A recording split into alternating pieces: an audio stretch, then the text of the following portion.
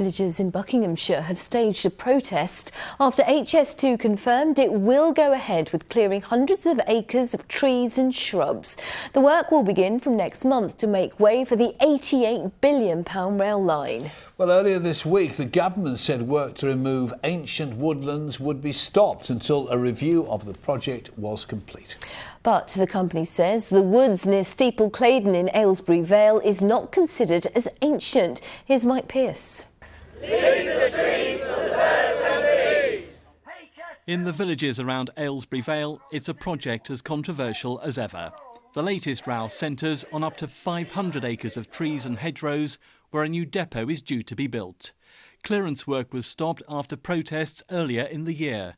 Now it's been confirmed it's due to resume next month. While the government say work on ancient woodland must stop until after a review of the project, this site is not considered as being old enough. There's also anger. A public event to update locals was cancelled. It's like, what would it mean for Britain with all the countryside disappearing? You've got to save your patch. Yeah, it's just not right for them to take our countryside.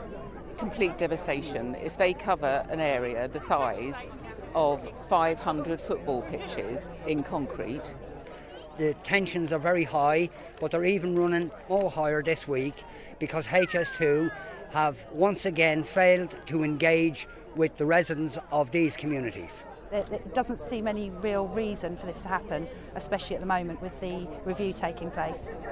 The project is being reviewed amid cost overruns and delays, with a decision later in the year. I am literally at a loss for words here. Joe Rukin has just finished walking the entire route. What I saw in the last month is like 400 miles worth of countryside that does not deserve to be ripped up, that is simply being sacrificed for this wasteful project that's only going to benefit the people who are building it. You know as well as I do, the other side will say it will create billions of pounds of investment, jobs, and it's great for the economy.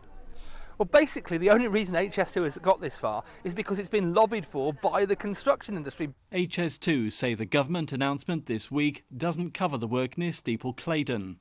They say there will be a bigger public event next month, and the scheme will see tens of thousands of new trees planted.